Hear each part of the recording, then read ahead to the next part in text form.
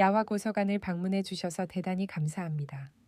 구독, 좋아요, 알림 설정 꼭 눌러주세요. 부탁드릴게요. 옛날 서울 도성, 이판서라 불리는 권세 높은 양반에게 이준혁이라는 젊은 아들이 하나 있었답니다. 이준혁. 그는 학식이 깊어 모두가 입을 모아 칭찬하는 촉망받는 인재였지요. 어느 화창한 봄날, 준혁은 과거 시험을 앞두고 사랑채에서 책을 읽고 있었어요. 창문 너머로 스며드는 따스한 봄 햇살이 그의 단아한 얼굴을 비추었고 방 안에는 먹물 향기가 은은히 퍼져 있었답니다. 20살의 나이에 그는 당대 최고의 학자들도 인정할 만큼 뛰어난 지식을 갖추고 있었어요. 정말 대단하지 않나요? 그때 한 집사가 사랑채로 준혁을 찾아왔습니다. 도련님, 대감께서 급히 떠나시며 서재에 서찰을 남기셨다 하옵니다. 집사가 물러가고 준혁은 아버지의 서재로 조심스레 발을 내디뎠어요. 평소에는 함부로 들어갈 수 없는 신성한 공간이라 그의 발걸음은 더없이 조심스러웠죠. 벽을 가득 채운 서책들 사이에서 아버지의 서찰을 찾던 준혁. 그런데 이게 뭐지? 문갑이 살짝 열려 있는 게 아닌가요? 어랍, 이 문갑이 왜 제대로 닫혀 있지 않은 거지? 호기심에 문갑을 살피던 그는 놀랍게도 뒤편에 숨겨진 작은 서랍을 발견했어요. 그 안에는 낡은 문서함이 있었고 그 속에는 20의 전날짜가 적힌 문서들이 들어 있었답니다. 아니, 이건 박상문 가문의 영모 사건 기록이 아닌가. 준혁은 문서를 읽어내려가며 숨을 쉴 수 없을 만큼 놀랐어요. 문서의 내용은 충격 그 자체였죠. 이럴 수가 내가 박상문 대감의 아들이라니. 그리고 아버지께서 우리 가문을 모함했다니. 그의 얼굴은 점점 창백해졌고 심장은 콩콩 뛰었어요. 방으로 돌아온 준혁은 그날 밤 단 한숨도 잠을 이루지 못했답니다. 그의 마음속에는 혼란과 분노, 배신감이 뒤엉켜 폭풍처럼 몰아쳤어요. 내가 그토록 존경했던 아버님이 내 친부모를 죽게 하셨다니. 이게 대체 무슨 일이야? 20해 동안 자신을 키워준 이가 친부모의 원수라니. 도대체 이 진실을 어떻게 받아들여야 할까? 새벽이 지나고 아침이 밝아올 때까지. 준혁은 뜬 눈으로 밤을 꼬박 세웠어요. 그의 눈은 벌겋게 충혈되었고 마음은 갈기갈기 찢어지는 듯 아팠답니다. 이른 아침. 충혈된 눈으로 준혁은 후원에서 정처 없이 발걸음을 옮겼어요. 어제 발견한 비밀 때문에 머릿속은 혼란의 소용돌이였죠. 오늘이 과거 시험 준비 날인데 그걸 까맣게 잊고 있었어. 봄꽃 사이를 헤매며 그는 혼잣말을 내뱉었어요. 20해 동안 나를 속이셨구나. 아버지, 그런데 내 진짜 부모님이 역적이라니. 도저히 믿을 수가 없어. 그의 발걸음은 무겁고 마음은 끝없는 어둠 속을 떠돌았답니다. 과연 그는 이 충격적인 진실을 어떻게 헤쳐나갈까요? 그런데 그때 새로 들어온 여종이 준혁의 모습을 눈에 담았어요. 새로운 여종, 소연이라 불리는 그녀는 잠시 망설이다. 조심스레 다가왔지요. 도련님, 아침 이슬이 아직 마르지 않았사옵니다. 옷이 젖을까 걱정이 되옵니다. 그녀의 목소리는 부드럽지만 단호했어요. 준혁은 갑작스러운 소리에 깜짝 놀라 뒤돌아보았답니다. 평소라면 하인의 말에 무심히 대꾸했을 텐데 오늘은 그의 마음이 어지러워 달랐어요. 내가 어찌 감히 내 걱정을 하는 것이냐 소연. 너는 가서 할 일이나 하거라. 준혁의 퉁명스러운 말에도 소연은 물러서지 않고 공손히 고개를 숙였어요. 그녀는 다른 여종들과 달리 눈빛이 똘망똘망하고 총기가 넘쳤죠. 정말 이 여종은 뭔가 다르지 않나요? 도련님, 눈빛에 근심이 가득해 보이옵니다. 무슨 일이 있으신지요? 소연은 나무람에도 눈 하나 깜빡하지 않고 당당히 물었어요. 준혁은 놀라운 눈으로 그녀를 찬찬히 바라보았답니다. 단정한 차림의 여종이었지만 그 말투와 태도는 여느 하인과는 확연히 달랐어요. 보통 여종이라면 고심하는 도련님을 못 본 척 지나쳤을 텐데 소연은 그렇지 않았죠. 내가 감히 어찌 내 걱정을 하느냐고 묻지 않았느냐. 준혁이 다시 나무라자. 소연은 조용히 대답했어요. 죄송하옵니다. 도련님, 다만 제 어미께서 늘 말씀하시길 고통스러운 진실도 때로는 선물이 될 수 있다 하셨사옵니다. 이 말에 준혁의 눈이 휘둥그레졌어요. 마치 어제 발견한 충격적인 비밀을 소연이 알고 있는 듯한 느낌이 들었죠. 이 여종, 대체 누구길래 이런 말을 하는 걸까? 준혁은 소연에게 점점 더 호기심이 생겼어요.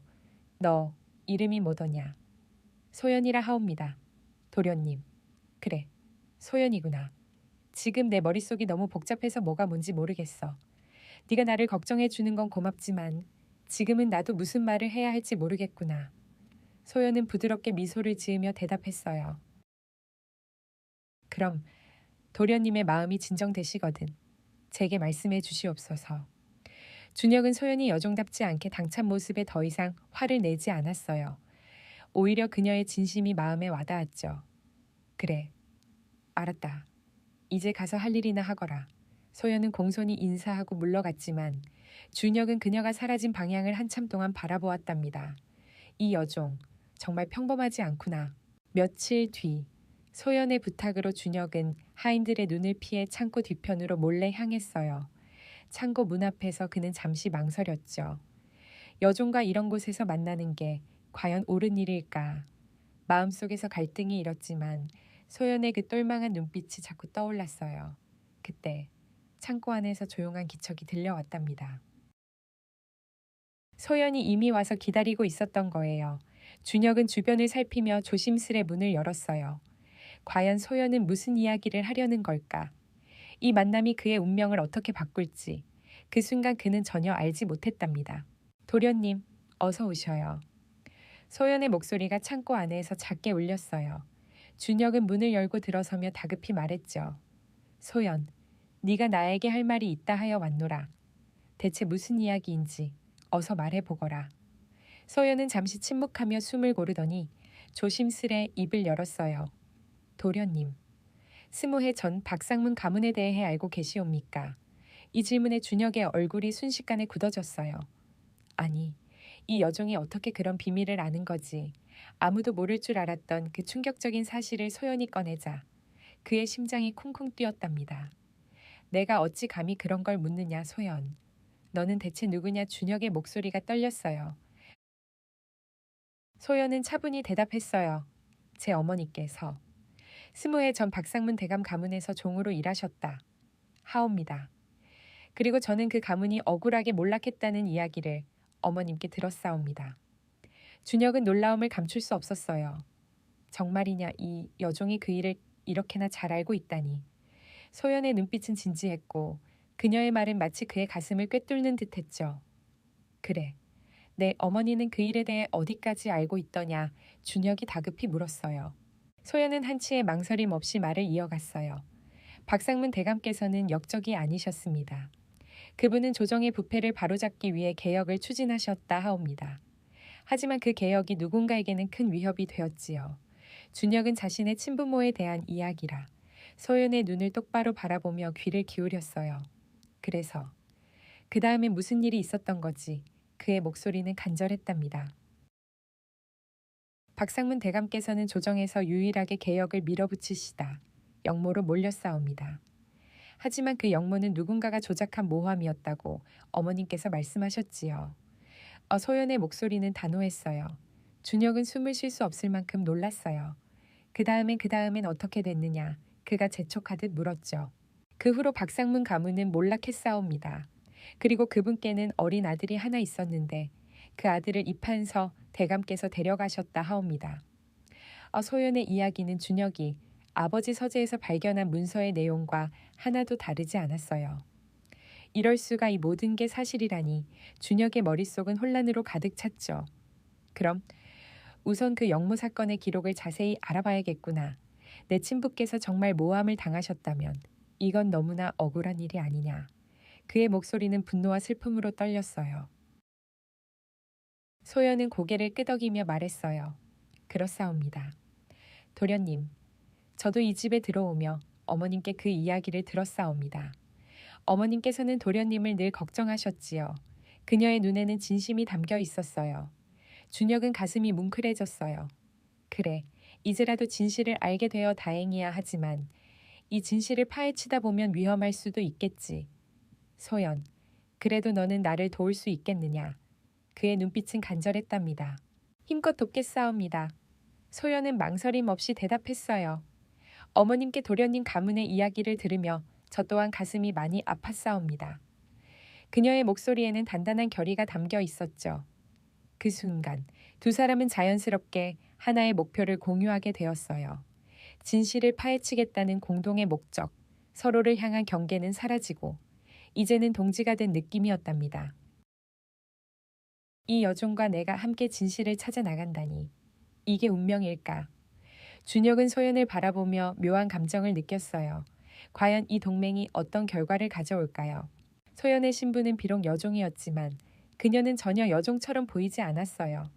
소연은 똑똑하고 주관이 확실한 정말 매력적인 여성이었죠. 준혁은 왠지 모르게 소연에게 자꾸 마음이 끌리는 걸 느꼈어요. 이런 느낌. 대체 뭐지? 지금까지 단 한 번도 경험하지 못한 감정이었답니다. 친부의 억울한 죽음을 밝히기 위해 함께 나선 소연은 단순한 동료를 넘어 마치 연인처럼 느껴졌어요. 그녀의 단호한 눈빛과 따뜻한 말투가 준혁의 가슴을 두드렸죠. 하지만 두 사람이 서로에게 빠져드는 그 순간 그들은 전혀 모르고 있었어요. 행랑채 쪽에서 한 그림자가 그들의 은밀한 만남을 날카로운 눈으로 지켜보고 있었다는 걸 대체 누가 그들을 감시하는 걸까? 다음 날 저녁 준혁은 동문에서 함께 수학했던 선배 최민수 형을 주점으로 불러냈어요. 최민수는 의금부의 관원으로 일하고 있었죠. 준혁은 20해 전 박상문 대감의 사건을 조사한 의금부 기록을 꼭 확인해야겠다고 마음 먹었어요. 아니, 준혁 자네가 어쩐 일로 나를 다 불러냈나? 최민수가 호기심 어린 눈으로 물었죠. 형님, 실은 긴 부탁 하나가 있사옵니다. 준혁의 목소리는 절박했어요. 부탁 자네가 내게 무슨 부탁을 하려는 건가? 최민수가 고개를 갸우뚱했죠. 20해 전 사건 기록 하나를 보고 싶습니다. 준혁이 단호히 말했어요. 오래된 사건 기록 대체 무슨 일로 그런 걸 찾으려는 건가? 최민수의 눈이 커졌어요. 박상문 대감의 영모 사건 기록을 봐야 할 일이 생겼사옵니다. 준혁의 말에 최민수는 놀란 표정을 지었죠. 박상문 대감의 영모 사건이라니 갑자기 왜 그 일에 관심을 가진 건지 모르겠군. 그는 고개를 갸웃했지만 준혁은 차분히 대답했어요. 자세한 건 나중에 따로 말씀드리겠습니다. 부탁드립니다. 형님. 최민수는 잠시 생각하더니 고개를 끄덕였어요. 알았네. 자네라면 믿을 수 있지. 오늘 밤 의금부 뒷문을 열어놓겠네. 고맙습니다. 형님. 준혁의 얼굴에 희망이 스쳤어요. 그날 밤 준혁과 소연은 순하군의 눈을 피해 조심스레 의금부 뒷문으로 향했어요. 준혁이 뒷문을 살짝 밀어보니 아니나 다를까 문이 스르륵 열렸지요. 소연 조심해라. 준혁이 속삭이며 그녀를 이끌었어요.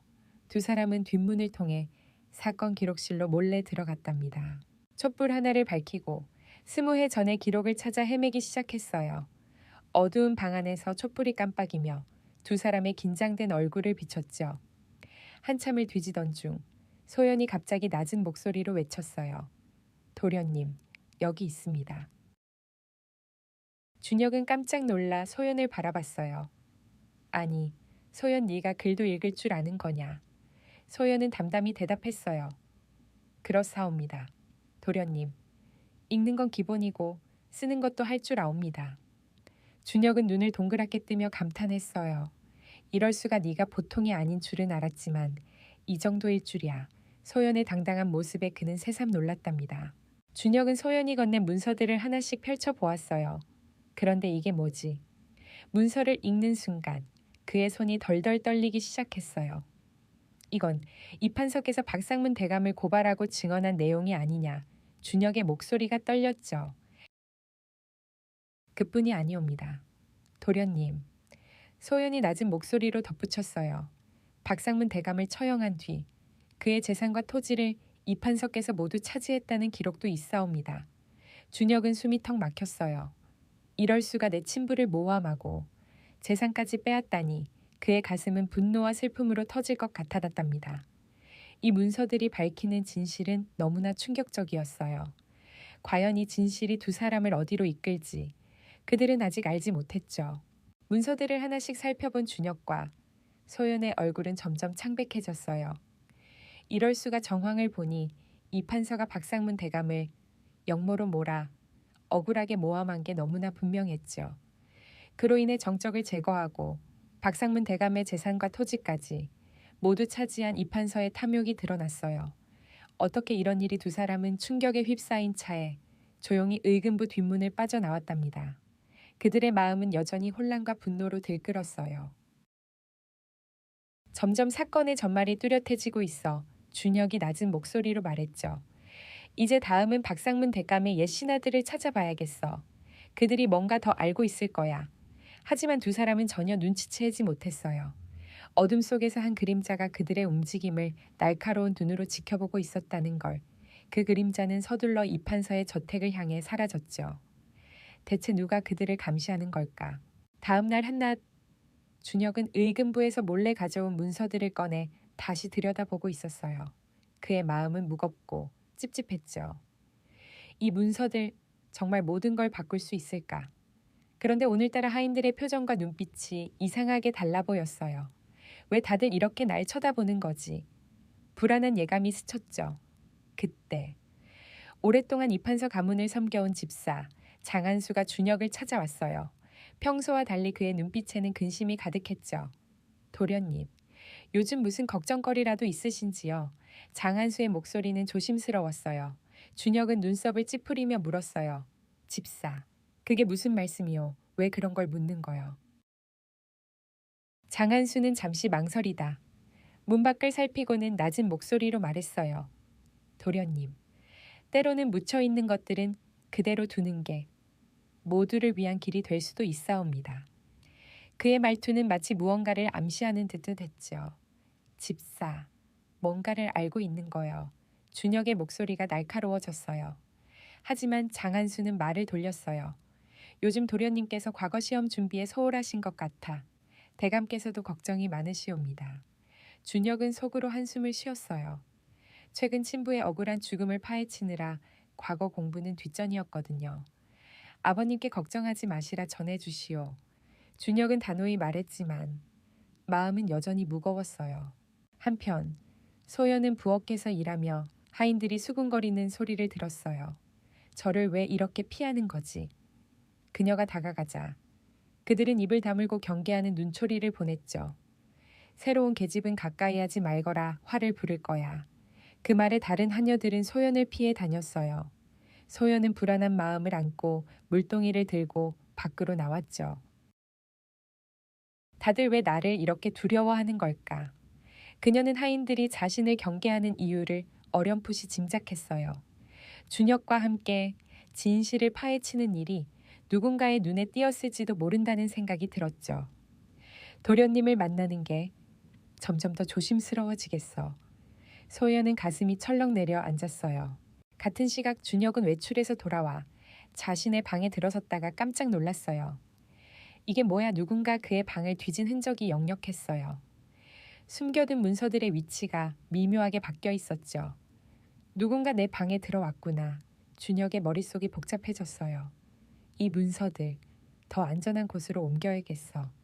그는 다급히 문서를 챙기며 생각했죠. 그 순간 소연도 하녀들의 숙소에서 잠을 이루지 못하고 있었어요.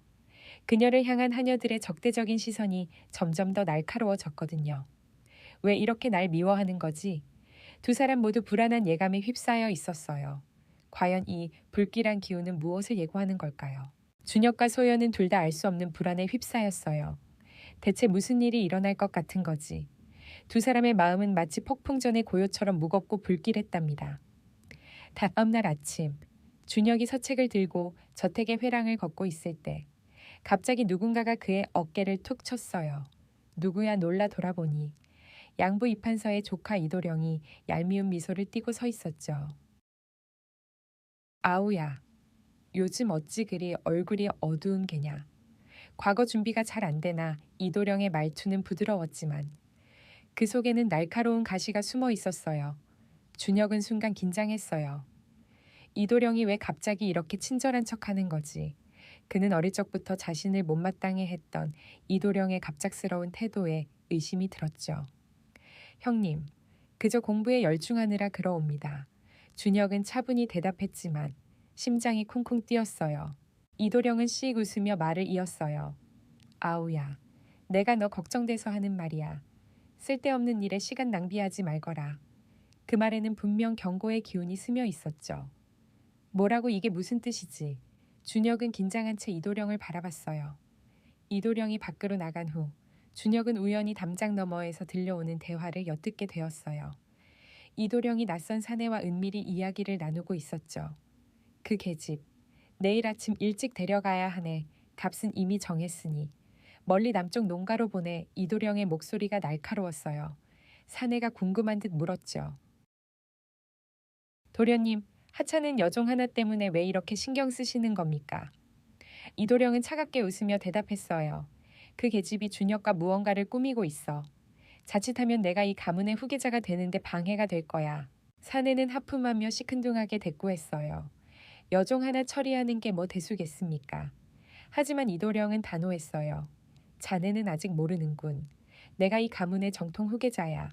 저런 양자 따위가 아니라고 사내는 고개를 끄덕이며 물러갔죠. 알겠습니다. 도련님, 이 말을 들은 준혁의 가슴이 철렁 내려앉았어요. 소연이 위험해. 그 계집은 분명 소연이었고 그녀는 어디론가 팔려갈 위기에 처했어요. 어떻게 이런 일이 준혁의 머릿속은 혼란으로 가득 찼죠. 그날 오후 저택으로 돌아온 준혁은 정원을 서성이며 소연을 구할 방법을 필사적으로 고민했어요. 소연을 이대로 잃을 순 없어. 그에게 소연은 단순히 비밀을 공유한 동료가 아니었어요. 어느새 그의 가슴 깊이 특별한 감정이 싹 텄죠. 내가 그녀를 사랑하고 있구나. 하지만 가문 안에서 도움을 청할 사람은 단 한 명도 떠오르지 않았어요. 이대로는 안 돼. 과거 내 친부와 친분이 있던 한 선생님을 찾아가야겠어. 준혁은 결심을 굳혔죠. 그날 밤 준혁은 모두가 잠든 틈을 타 몰래 가문의 담장을 넘었어요. 그의 발걸음은 다급했고 심장은 소연의 안전과 친부의 억울한 누명을 벗기겠다는 의지로 뜨겁게 뛰었어요. 한 선생님이라면 뭔가 알고 계실 거야. 더 많은 단서가 필요해. 어둠 속을 뚫고 그는 서울 도성 외곽에 자리한 한 선생의 초가를 향해 달려갔죠. 과연 한 선생은 어떤 도움을 줄 수 있을까요? 준혁의 이 위험한 여정이 그와 소연의 운명을 어떻게 바꿀지 아직은 알 수 없었답니다. 한 선생은 정계에서 물러난 뒤 서울 도성 외곽의 조용한 마을에서 응어하며 지내고 있었어요. 이런 한밤중에 대체 누가 찾아온 거지? 자정이 훌쩍 넘은 시각, 초가의 문을 두드리는 소리에 한 선생이 놀란 목소리로 물었죠. 한 선생님, 저는 이 판서의 아들 이준혁이라 하옵니다. 급한 일로 찾아뵈었사옵니다. 준혁의 목소리는 다급했어요. 한 선생은 문을 열고 준혁을 찬찬히 살펴보더니 깊은 한숨을 내쉬었답니다. 그의 얼굴에는 마치 오랫동안 기다려온 사람을 마주한 듯한 표정이 스쳤어요. 이 눈빛, 박상문 대감과 너무나 닮았구나. 언젠가 네가 나를 찾아올 줄 알았어. 한 선생의 목소리는 감회에 젖어 있었죠. 그는 촛불을 밝히고 따뜻한 차를 내오며 준혁을 자리에 앉혔어요. 자, 어찌 된 일인지 말해보거라. 준혁은 숨을 고르며 모든 것을 털어놓았어요. 서재에서 발견한 충격적인 문서, 소연이 위험에 처했다는 사실, 그리고 자신의 정체성에 대한 혼란까지. 선생님, 제 친부는 어떤 분이셨습니까? 준혁의 목소리는 간절했어요. 한 선생은 깊은 눈빛으로 그를 바라보며 말했죠. 박상문 대감은 왕실의 부패를 고발하려 했던 인물이야. 하지만 이 판서를 비롯한 여러 대신들이 그의 개혁을 막기 위해 그를 역모로 몰았지. 준혁은 숨을 쉴 수 없을 만큼 놀랐어요. 그렇다면 제 친부는 정의와 개혁을 꿈꾸셨던 분이셨군요. 그의 목소리가 떨렸죠. 그렇다. 준혁과 한 선생이 단호히 고개를 끄덕였어요. 그는 백성을 위한 정치를 꿈꿨지만 그 고귀한 뜻이 그의 죽음을 불렀어.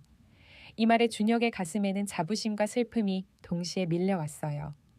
내 친부가 단순한 역적이 아니라 정의를 위해 싸우다 희생된 분이었다니. 그는 감동으로 눈가가 촉촉해졌죠. 이제 제게 남은 일은 두 가지입니다. 소연을 안전하게 구하고 친부의 억울함을 풀어야 해요. 준혁의 결심은 단단했어요. 한 선생을 만나며 그는 친부가 얼마나 존경스러운 인물이었는지 깨달았죠. 이제야 진짜 내 뿌리를 알게 됐어. 하지만 집으로 돌아가는 길, 준혁은 등골이 서늘해지는 기분을 느꼈어요. 누가 날 미행하는 거지. 어둠 속에서 누군가의 시선이 그를 쫓고 있는 듯 했죠. 설마 이판석께서 이미 모든 걸 눈치채신 걸까? 불안한 예감이 그의 마음을 짓눌렀어요. 저택에 도착하자마자 하인들이 급히 그를 애워쌌어요. 도련님, 대감께서 급히 귀가하시어 내실로 부르셨사옵니다. 하인들의 표정은 심상치 않았죠. 대감께서 노하셨다고 준혁의 가슴이 철렁 내려앉았어요. 도련님, 매우 화가 나셨사옵니다. 어서 들어가 보시옵소서. 하인들의 재촉에 준혁은 깊은 숨을 들이마시고 내실 문을 열었어요. 이판서는 창가에 서서 등을 돌린 채 서늘한 기운을 뿜어내고 있었죠. 밤늦게 어디를 다녀왔느냐. 그의 목소리는 차갑고 무거웠어요. 준혁은 순간 머릿속이 하얘졌어요. 뭐라고 대답해야 하지. 양부에 대한 존경심과 친부의 억울한 죽음 사이에서 그의 마음은 갈기갈기 찢기는 듯했죠. 머리가 아파 잠시 바람을 쐬고 왔사옵니다. 준혁은 애써 침착하게 대답했지만 그의 손은 떨리고 있었어요. 과연 이판서는 그의 거짓을 눈치챘을까요? 이 대면이 어떤 폭풍을 몰고 올지 준혁은 아직 알지 못했답니다. 준혁의 말을 들은 이판서가 천천히 몸을 돌렸어요. 그의 눈빛은 칼날처럼 날카로웠지만 어딘가 불안한 그림자도 스쳐 지나갔죠. 내가 무슨 말을 하는지 정말 모른단 말이냐. 그는 준혁을 뚫어지게 바라보며 차갑게 말했어요. 네가 파헤치는 과거는 너 자신을 파멸로 몰아넣을 뿐이다. 그러니 지금 당장 모든 조사를 멈춰라. 준혁은 심장이 덜컥 내려앉았어요. 아버지가 이미 다 알고 계신 거야. 양부 이판서의 말에 그는 숨이 턱 막혔죠. 하지만 내면의 동요를 들키지 않으려 애써 침착함을 유지하며 대답했어요. 무슨 말씀이신지 모르겠사옵니다. 아버님 그의 목소리는 떨렸지만 눈빛은 굳건했어요. 이판서는 눈을 가늘게 뜨며 말을 이었어요. 흥 너와 그 여종 소연의 관계도 내가 다 알고 있다. 며칠 안에 그 계집은 처형될 것이다. 역적의 자손과 내통한 죄로 이 말에 준혁의 얼굴이 새하얗게 질렸어요. 소연이 위험하다고. 자신의 일 때문에 소연이 이런 끔찍한 위기에 빠졌다는 사실에 가슴이 찢어질 듯 아팠죠.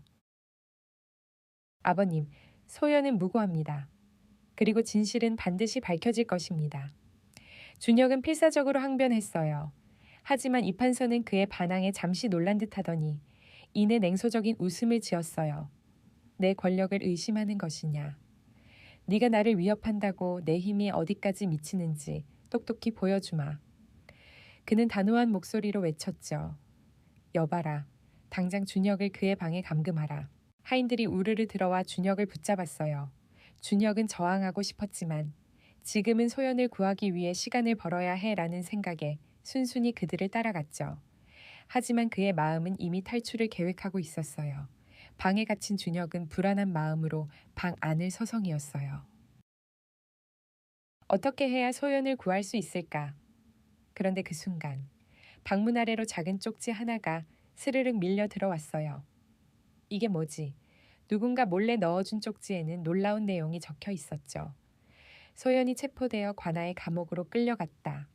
그녀의 어머니가 중요한 비밀을 알고 있다고 한다. 쪽지를 읽는 순간 준혁은 두려움과 공포에 휩싸였어요. 아, 소연과 그녀의 어머니까지 위험하다니. 그는 자칫 잘못하면 두 사람 모두 잃을지도 모른다는 생각에 온몸이 떨렸죠. 어떻게든 탈출해서 소연의 어머니를 찾아야 해. 다행히 그날 오전 이판서가 외출로 자리를 비운 틈을 타 준혁은 가까스로 방을 빠져나왔어요. 그는 숨을 헐떡이며 서울 도성 외곽의 허름한 초가로 달려갔죠. 소연의 어머니 은어를 찾아가는 길이었어요. 마음은 급했지만 혹시 누가 미행할까봐 발걸음은 조심스러웠어요. 문을 두드리자 안에서 힘없는 기침소리가 들려왔어요. 누구신가? 준혁은 조심스레 문을 열고 들어갔죠. 어둡고 좁은 방 안에는 병색이 짙은 여인이 누워 있었어요. 은월 어르신, 저는 이준혁이라 하옵니다. 소연과 친구입니다. 준혁이 급히 자신을 소개했어요. 은월은 힘겹게 눈을 들어 준혁의 얼굴을 훑어보더니 놀라움과 감동으로 눈물을 글썽겼어요. 드디어 오셨구나. 그녀는 떨리는 손을 뻗으며 말했죠. 박상문 대감의 도련님이시지. 어찌 저를 찾아오셨소.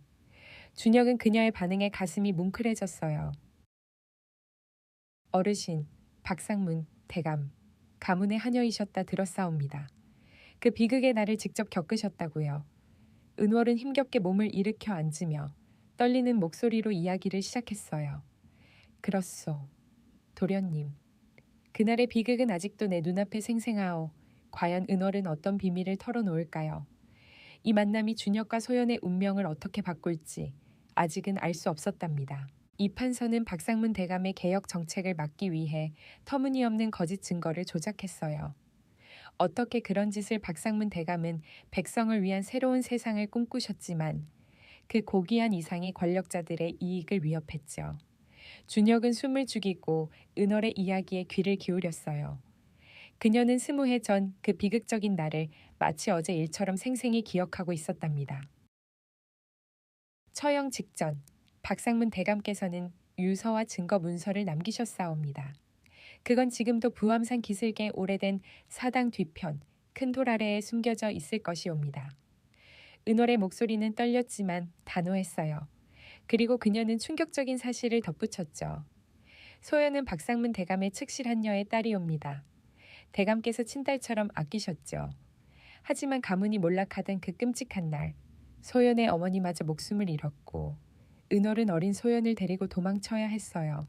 그날의 비극이 얼마나 참혹했겠습니까? 준혁은 가슴이 먹먹해졌어요. 은월은 고개를 끄덕이며 말했죠. 그렇사옵니다.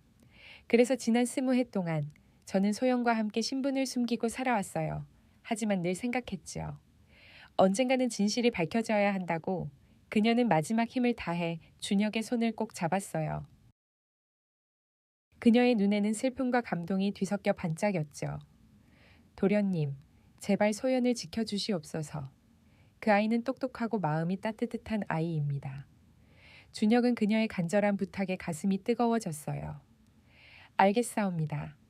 어르신 소연을 꼭 구하고 반드시 진실을 밝혀내겠습니다. 그의 결심은 그 어느 때보다 단단했어요. 준혁은 은월의 초가를 나와 부암산으로 향했어요. 그런데 이게 무슨 일 하늘에서 갑자기 억수 같은 비가 쏟아지고 번개가 산을 환히 밝혔죠. 이런 폭풍 속에서도 가야만 해 부암산을 오르며 그의 머릿속은 수많은 생각으로 소용돌이쳤어요. 내가 천한 신분의 소연을 사랑해도 정말 괜찮은 걸까? 양부를 배신하는 게 과연 옳은 선택일까? 그의 발걸음은 비에 젖어 무겁기만 했어요. 20해 동안 자신을 키워준 이판서에 대한 의리와 친부모를 억울한 죽음으로 몰아넣은 분노가 가슴속에서 격렬히 충돌했죠. 이판서께서는 나를 길러주셨지만 내 친부모를 죽음으로 내몰았어. 이 갈등을 도대체 어떻게 받아들여야 한단 말인가. 폭풍우를 뚫고 준혁은 마침내 산중턱의 낡은 사당에 도착했어요. 젖은 옷을 입은 채 사당 안으로 들어가 잠시 비를 피했죠. 여기서 잠시 숨을 돌려야겠어. 시간이 흐르며 그의 혼란스러운 마음도 점차 정리되었어요. 그는 사회적 관습과 신분의 장벽을 넘어 보편적인 정의와 인간적인 사랑의 가치를 깨닫기 시작했죠. 내 친부는 백성을 위해 개혁을 꿈꾸다 희생되셨다. 그 뜻을 이어받는 것이야말로 진정한 효도 아니겠어. 그리고 그는 소연을 떠올렸어요. 소연의 신분이 천하다 해도 내가 사랑하는 건 그녀 그 자체야. 그게 인간의 도리 아니겠나. 그 순간 폭풍우가 갑자기 잦아들고 구름 사이로 달빛이 은은히 비치기 시작했어요. 이건 하늘의 계시야. 준혁은 이를 신의 뜻으로 여기며 사당 밖으로 나섰죠. 그의 눈빛은 더 이상 망설임이 없었어요. 이제 결심했어. 진실을 밝히고 소연을 구할 거야. 과연 부암산 사당 뒤편에서 박상문 대감의 유서를 찾을 수 있을까요? 이 여정이 준혁의 운명을 어떻게 바꿀지 아직은 알 수 없었답니다. 이제 결심했어. 진실을 밝히고 소연을 구해서 친부모의 명예를 되찾겠어. 준혁은 단단한 각오를 다지며 은월이 알려준 대로 부암산 사당 뒤편으로 향했어요. 폭풍우가 잦아든 그곳에서 그는 큰 바위 아래를 조심스레 살펴봤죠. 여기일까 손으로 바위 틈을 파헤치자 놀랍게도 오래된 천에 쌓인 문서 뭉치가 나왔어요. 그것은 친부 박상문 대감의 유서와 양부 입판서가 그를 모함한 증거였지요. 드디어 찾았어. 이 문서로 진실을 밝힐 수 있을 거야. 준혁의 가슴은 희망으로 두근거렸어요. 하지만 그 순간 갑자기 저 멀리서 나뭇가지가 부러지는 소리가 들려왔어요. 뭐야? 이 소리는 준혁이 황급히 돌아보니 입판서의 부하들이 어둠 속 그림자처럼 그를 노려보고 있었죠. 그는 재빨리 문서를 품속 깊이 숨겼어요. 이걸 빼앗길 순 없어. 도련님, 소연이 곧 처형된다 하옵니다. 대감께서 마지막으로 뵙고 싶어 하십니다. 부하들의 목소리는 냉혹했어요. 준혁은 그들의 손에 붙잡혀 저택으로 끌려갔죠. 내실에 들어서자 이판서가 차분히 그러나 무거운 기운을 뿜으며 기다리고 있었어요. 너는 끝까지 나를 거역하는구나. 그의 목소리는 얼음처럼 차가웠죠. 준혁은 분노가 치밀었지만 표정만큼은 침착하게 유지했어요. 어떻게 소연을 그런 위험에 빠뜨릴 수 있지. 그는 이판서를 똑바로 바라보며 속으로 다짐했죠. 이판서는 날카로운 눈빛으로 말을 이었어요. 마지막으로 한 번만 기회를 주겠다. 모든 조사를 멈추고 소연과 더 이상 엮이지 않겠다면. 그 계집의 목숨만은 살려주마. 준혁은 이제 안에 분노와 절망이 뒤섞인 감정을 느꼈어요. 소연은 무고한데 그는 필사적으로 외쳤죠. 그녀는 아무 죄가 없사옵니다. 소연을 풀어주시고 모든 책임은 제가 지겠습니다. 하지만 이 판사는 코웃음을 치며 말했어요. 아직도 고집을 꺾지 않는 것이냐. 내 고집이 그녀를 죽음으로 몰아가는구나. 소연은 이틀 뒤 처형될 것이다. 그리고 너 역시 가문에서 쫓겨날 수 있다는 걸 잊지 마라. 준혁은 단호히 대답했어요. 저는 가문의 후계자 자리가 탐난 적 없사옵니다. 다만 진실을 알고 싶었을 뿐 그의 목소리는 떨렸지만 눈빛은 굳건했어요. 이 판서는 눈썹을 찌푸리며 물었죠. 그렇게 집착하는 게 대체 뭐냐? 박상문 대감의 유서를 찾았느냐? 준혁은 심장이 쿵 내려앉았지만 침착히 거짓을 말했어요. 아직 찾지 못했사옵니다. 사당에는 아무것도 없었사옵니다, 사실. 박상문 대감의 유서는 이미 그의 옷 속에 단단히 숨겨져 있었죠. 절대 이걸 알아채게 할 순 없어. 이 판서는 잠시 그를 노려보더니 말했어요. 그렇다면 내일까지 내 방에 머물러라. 그 후의 일은 내가 결정하겠다. 준혁은 방으로 돌아 소연을 구할 방법을 머릿속으로 필사적으로 그려봤어요. 어떻게 해야 그녀를 살릴 수 있을까 그러던 중 그는 이판서의 정적인 정대감의 집을 찾아가기로 결심했어요. 내가 가진 유서와 이판서의 모함 증거라면 정대감이 분명 관심을 가질 거야. 희미한 희망을 품은 준혁은 한밤중 감시에 눈을 피해 탈출을 시도했어요. 그는 방창문을 조심스레 열고 담장 쪽으로 달려갔죠. 정대감이라면 협상이 가능할 거야. 그를 통해 소연을 구해야 해. 하지만 담장 근처에 다다르자 갑자기 시커먼 그림자들이 튀어나왔어요. 이게 뭐야? 미리 매복해 있던 이판서의 부하들이었죠. 준혁은 붙잡히지 않으려 필사적으로 저항했어요. 놔줘 소연을 구해야 한다고 하지만 부하들의 힘은 너무 강했어요. 도련님, 저항해봐야 소용없사옵니다. 그들의 목소리는 차갑기만 했죠. 준혁은 온 힘을 다해 버텼지만 결국 그들의 손에 붙잡히고 말았어요. 이럴 수가 여기서 포기할 순 없어. 과연 준혁은 이 위기를 벗어나 소연을 구할 수 있을까요? 이 절박한 순간이 그의 운명을 어떻게 바꿀지 아직은 알 수 없었답니다. 대감의 명령이다. 이판서의 부하들이 준혁을 둘러싸며 으르렁거렸어요. 준혁은 필사적으로 몸부림쳤죠. 놔줘. 소연을 구해야 한다고 하지만 여러 명의 부하들에게 둘러싸인 그는 결국 제압당하고 말았어요. 그 과정에서 심한 구타를 당해 온몸이 피투성이가 되었죠. 어떻게 이럴 수가. 부하들은 의식이 흐릿해진 준혁을 말에 싣고 서울 도성 외곽의 황량한 들판으로 끌고 갔어요. 그들은 준혁의 품속에서 박상문 대감의 유서를 거칠게 빼앗고 그를 길가에 내던졌죠. 대감께서 도련님을 죽이라 하진 않으셨으니 여기서 알아서 살아남아 보시오. 살든 죽든 우리 알 바 아니요. 그들은 차가운 웃음을 남기고 사라졌어요. 이럴 수가. 유서까지 빼앗겼어. 준혁은 피투성이가 된 채 마지막 힘을 쥐어짜 도성으로 향했어요. 소연. 소연을 구해야만 해. 하지만 그의 몸은 이미 한계에 다다랐어요. 소연이 처형되기 전에 그녀를 구해야 한다는 절박함만이 그를 움직이게 했죠. 내가 처음으로 사랑한 사람이 나 때문에 죽을지도 몰라. 그의 입은 바짝 마르고 심장은 불규칙하게 거칠게 뛰었어요. 소연, 제발 기다려줘. 하지만 몇 걸음 걷지 못하고 그는 결국 땅바닥에 쓰러져 의식을 잃고 말았어요. 육체적 고통 속에서도 소연에 대한 걱정과 자책감이 그의 정신을 짓눌렀죠. 내가 더 빨리 움직였어야 했는데 동쪽 하늘이 희미하게 밝아오고 있었어요. 내일이면 소연이 처형되는 날 시간이 단 하루밖에 남지 않았어. 그런데 준혁은 차가운 땅 위에서 의식을 잃은 채 쓰러져 있었죠. 그때 어둠 속에서 누군가가 준혁에게 다가왔어요. 강인한 손이 그를 번쩍 들어 올렸죠. 이분은 그는 다름 아닌 이판서 가문의 충직한 경비대장 한철수였어요. 20해를 기다려왔소.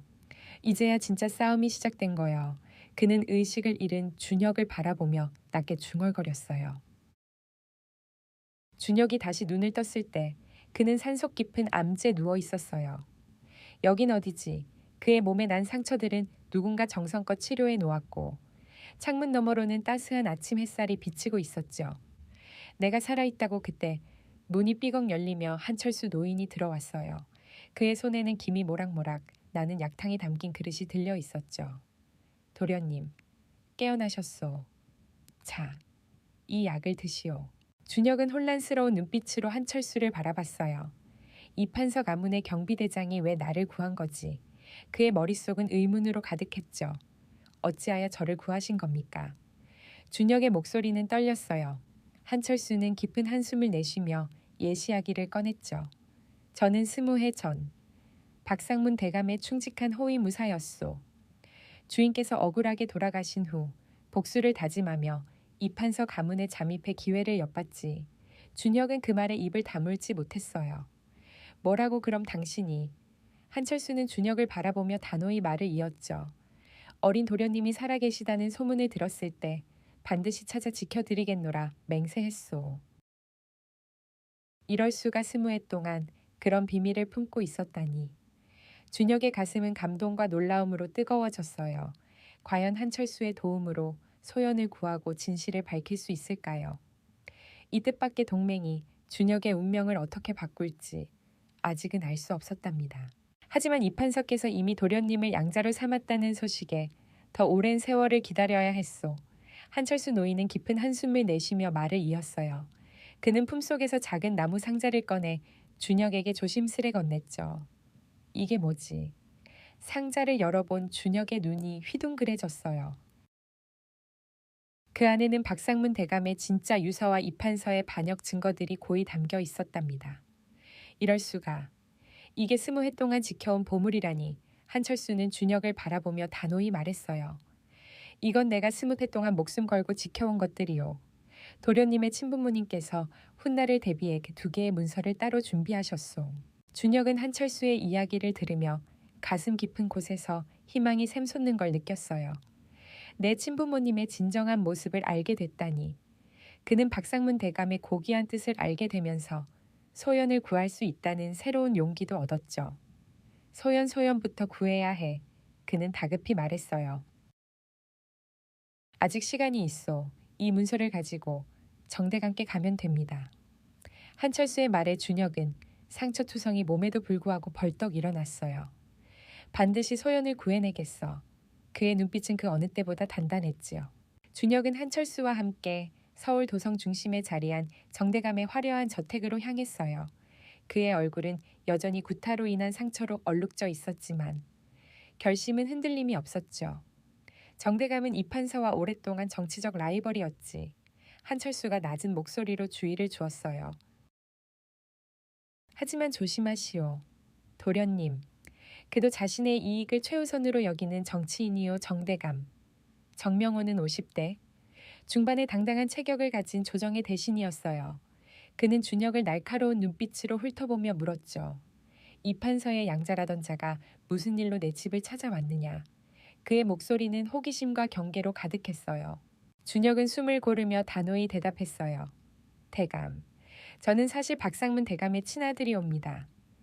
이판서께서 제 친부모를 모함했다는 증거를 가지고 왔사옵니다. 그는 품속에서 박상문 대감의 유서와 증거 문서를 꺼내 정대감 앞에 내밀었지요. 이걸 보시옵소서. 정대감은 문서를 찬찬히 살펴보더니 그의 얼굴이 서서히 굳어졌어요. 이게 사실이라면 이판서의 죄는 결코 가볍지 않구나. 그는 잠시 생각에 잠긴 듯했어요. 정대감은 지금 무슨 계산을 하는 거지? 준혁은 그의 표정을 읽으며 긴장했죠. 정대감은 이판서를 몰락시키면 정치적 이득을 얻을 수 있지만 그로 인한 위험도 만만치 않다는 걸 알고 있었어요. 잠시 침묵 후 정대감이 입을 열었어요. 솔직히 말하마 나는 오랫동안 이판서의 몰락을 바래왔다 하지만 이건 단순한 정치 싸움이 아니야. 우리 가문의 명예와도 관련된 중대한 문제다. 준혁은 기회를 놓치지 않고 간절히 호소했어요. 대감, 지금 가장 급한 건 소연이라는 여종을 구하는 일이옵니다. 죄 없는 그녀가 저 때문에 내일 처형될 위기에 처했사옵니다. 그의 목소리는 떨렸지만 진심이 담겨 있었죠. 정대감은 잠시 고개를 숙이고 생각에 잠겼어요. 이 청년의 말에 힘이 있구나. 마침내 그가 결심한 듯 입을 열었죠. 좋다 대신 내가 임금께 직접 이 일을 아뢰도록 기회를 마련해 주마. 고맙사옵니다. 대감 준혁의 가슴이 벅차올랐어요. 그날 오후 정대감은 준혁을 데리고 궁궐로 급히 향했죠. 전하 중대한 사안이 있어 급히 찾아왔나이다. 정대감이 임금 앞에 무릎 꿇으며 외쳤어요. 어서 말해보거라. 임금의 목소리가 궁궐에 울려 퍼졌죠. 과연 이 자리에서 준혁은 소연을 구하고 친부의 억울함을 풀 수 있을까요? 이 결정적인 순간이 그의 운명을 어떻게 바꿀지 아직은 알 수 없었답니다. 전하 저는 20해 전 역모로 처형된 박상문 대감의 아들 이준혁이옵니다. 준혁은 궁궐 한복판에서 무릎 꿇고 떨리는 목소리로 외쳤어요. 오늘 중대한 진실을 아뢰고자 이렇게 찾아왔나이다. 그의 눈빛은 단호했죠. 20해 전 이판서가 제 선친 박상문 대감을 모함하여 역모로 몰아 처형시켰사옵니다.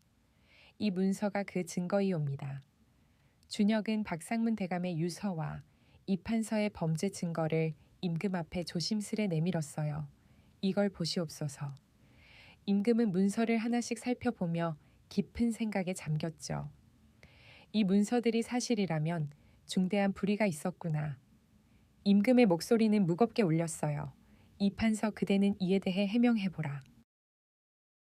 이판서는 얼굴이 굳은 채 강력히 부인했어요. 전하, 이는 터무니없는 모함이옵니다. 하지만 증거가 너무나 명백해지자 그는 변명으로 말을 돌렸죠. 그때는 나라의 안위를 위한 불가피한 선택이었사옵니다.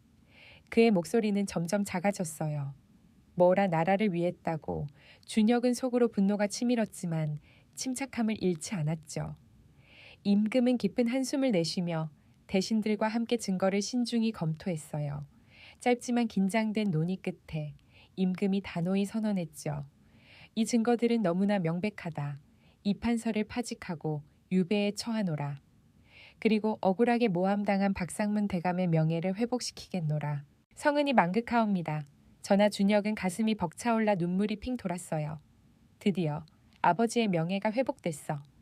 하지만 무엇보다 소연을 구할 수 있다는 사실이 그를 안도하게 했죠. 하루만 늦었어도 소연이 그는 감정을 추스르며 왕의 명령서를 손에 쥐고 말을 달려 옥사로 향했어요. 빨리 시간이 없어. 옥사에 도착한 그는 관리들 앞에 명령서를 내밀며 외쳤죠. 당장 소연을 방면하라는 어명이요. 관리들은 놀란 눈으로 준혁을 바라봤어요. 도련님, 이게 정말 어명이란 말이요. 준혁은 단호히 명령서를 보여주며 소리쳤어요. 이 여인은 무고하다.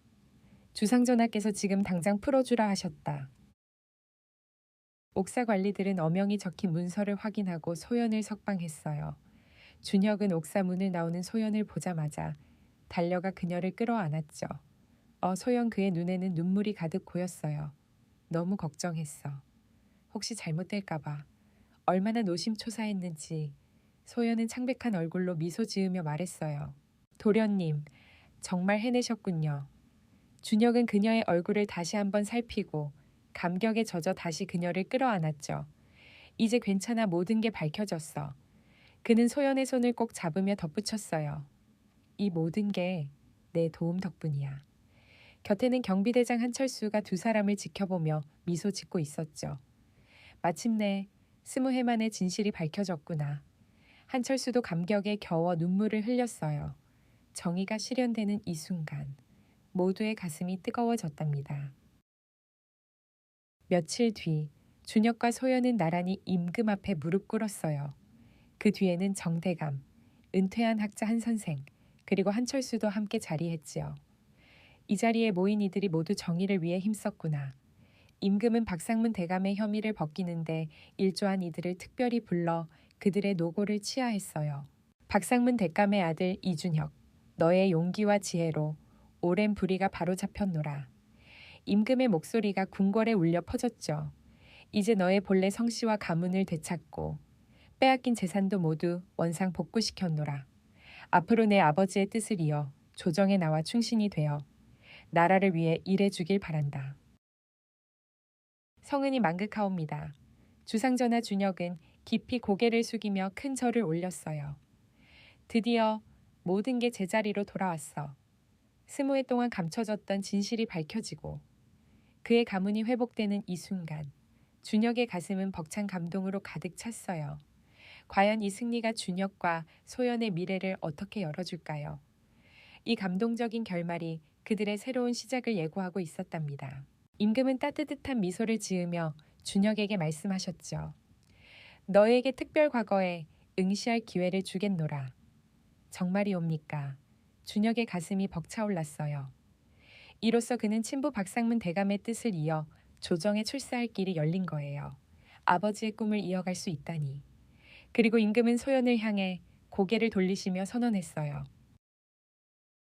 소연은 박상문 대감의 측실 하녀의 딸로 이번 일에 큰 공을 세웠다. 이에 양반의 신분을 하사하노라. 소연은 이 뜻밖의 은혜에 눈물이 핑 돌았어요. 양반이라니. 내가 정말 양반이 된다고 평생 천한 여종으로 살아온 그녀에게 이건 꿈만 같은 선물이었죠. 전하의 은혜 평생 잊지 않겠나이다. 그녀는 떨리는 목소리로 감사의 절을 올렸어요.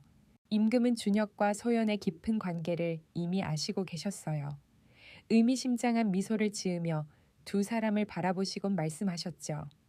목숨을 건 진정한 사랑을 나눈 너희의 혼인을 특별히 허락하노라. 성은이 망극하옵니다. 주상전하 준혁과 소연은 동시에 무릎을 꿇으며 감격에 젖었어요. 우리의 사랑이 하늘의 인정을 받았다니. 몇 달 뒤 두 사람은 박상문 대감, 가문의 옛 저택으로 들어갔어요. 서울 도성의 한적한 언덕 위에 자리한 그 저택은 새 삶의 시작을 상징했지요. 이곳이 이제 우리의 보금자리야. 준혁이 소연의 손을 잡으며 말했어요. 비록 전하께서 먼저 허락하셨지만 내 가슴에 오래 품어온 말이 있다. 소연, 너를 내 목숨 다해 사랑해 나와 혼인해 주겠어. 소연의 눈에서 눈물이 주르륵 흘렀어요. 도련님, 천한 여종에서 양반이 되고 이제 양반의 부인이 되는 이 순간이 믿기지 않았죠. 좋아요, 도련님. 당신은 이미 제게 둘도 없는 사람이었어요. 지금 이 순간 꿈을 꾸는 듯해요. 두 사람은 서로를 끌어안으며 평생의 약속을 다졌어요. 멀리서 이를 지켜보던 경비대장 한철수는 옷소매로 눈물을 훔쳤죠. 내가 모셨던 대감의 아들이 이렇게 훌륭히 자라 명예를 되찾고 짝을 만났으니 그의 가슴은 기쁨과 감동으로 가득 찼어요. 그로부터 한 달 뒤 두 사람은 성대한 혼례를 올렸어요. 서울 도성의 모든 이들이 그들의 사랑을 축하하러 모였죠. 신혼 첫날 밤 두 사람은 설렘과 어색함 속에서 첫사랑을 나누었답니다. 아, 아파요. 소연이 살짝 소리를 질렀어요. 미안. 내가 너무 서툴러서 준혁이 당황하며 사과했죠. 경험이 있었다면 오히려 안 되죠. 소연이 장난스레 눈을 흘겼어요. 아, 그런 거요. 하하. 준혁은 어색하게 웃으며 말했죠. 너무 세게 하지 말고 살살 해줘요. 아파 죽겠네. 소연이 볼멘 소리로 말하자 준혁은 진땀을 흘리며 답했어요. 노력하고 있어 조금만 참아봐. 준혁은 소연의 족두리를 벗기려 했지만 머리카락이 족두리에 얽혀 도무지 빠지질 않았어요. 이게 왜 안 벗겨지는 거야. 그는 등에 땀을 뻘뻘 흘리며 족두리와 씨름했지요. 혼례 2번만 더 하면 내 머리털이 다 빠지겠네. 소연이 깔깔 웃으며 놀리자 두 사람은 결국 웃음바다가 되었어요. 어쨌든 그들은 첫날 밤을 무사히 그리고 사랑스럽게 보냈답니다. 우리가 이렇게 함께라니 정말 행복해. 그 후 준혁은 특별 과거에 급제하여 아버지의 뜻을 이어 조정에 출사했어요.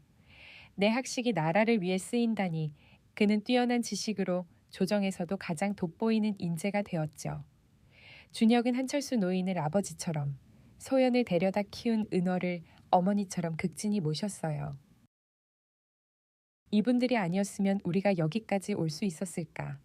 그들은 모두 박상문 대감을 위해 헌신하고 희생한 이들이었죠. 소연은 준혁의 손을 꼭 잡으며 말했어요. 서방님, 은월 어르신을 진심으로 어머니처럼 챙겨주셔서 정말 감사해요. 준혁은 미소 지으며 답했죠. 그분이 계셨기에 네가 있었던 거야. 나에게도 어머니 같은 분이지. 과연 이들의 행복은 어디까지 이어질까요? 준혁과 소연의 사랑과 정의로운 삶은 앞으로도 빛나게 될 거예요. 모두가 박상문 대감을 위해 헌신하고 희생한 이들이었어요. 이분들 없이는 우리가 여기까지 올 수 있었을까? 소연은 준혁의 손을 꼭 잡으며 눈물을 글썽겼죠. 서방님, 정말 고마워요. 제 어머니와 다를 바 없는 은월 어르신을 진심으로 어머니처럼 챙겨주시니 이 마음 어찌 다 갚을지 모르겠어요. 그녀의 목소리는 따뜻한 감동으로 떨렸어요. 준혁은 부드러운 미소를 지으며 답했죠. 그분이 계셨기에 네가 있었던 거 아니야. 그러니 내게도 어머니 같은 분이지. 그의 말에 소연은 가슴이 뭉클해졌어요. 이런 사랑을 받다니 정말 행복해. 그렇게 모든 것이 제자리로 돌아온 박상문 가문은 서울 도성의 따스한 햇살 아래 행복한 삶을 꾸려갔답니다. 그런데 이 소식을 들은 한 하녀가 한탄하며 울부짖었어요. 아이고, 저 하찮은 종년이 이제 양반이 되어 상전이 됐다니 나는 이제 죽었구나. 그녀는 머리를 쥐어뜯으며 한숨을 내쉬었죠. 이를 어찌하면 좋으란 말인가. 내가 그때 소연을 모질게 대하지 말았어야 했어. 아이고, 내 팔자야 옆에 있던 또 다른 하녀가 혀를 차며 말했어요. 그러게 사람을 곱게 대했어야지. 어쩌자고 소연을 무시하고 함부로 굴었단 말이야. 그녀는 고개를 절레절레 흔들며 덧붙였죠. 이게 다 자업자득 아니냐. 두 하녀의 한탄은 저태간을 울렸지만 그들의 후회는 이미 너무 늦은 뒤였어요. 왜 그때 소연에게 따뜻하게 대해주지 않았을까. 옛말에 행물만보 자물리신이라는 말이 있죠. 거만하게 걷지 말고 앉을 때 몸을 기대지 말라. 이 말은 언제나 자신을 낮추고 상대를 존중하며 겸손하라는 깊은 뜻을 담고 있어요. 이런 지혜를 우리도 잊지 말아야 하지 않을까. 이 속담 하나만 봐도 옛 성인군자들이 인품뿐 아니라 사소한 행동 하나까지 기품 있게 다듬으며 예절을 중시했음을 알 수 있죠.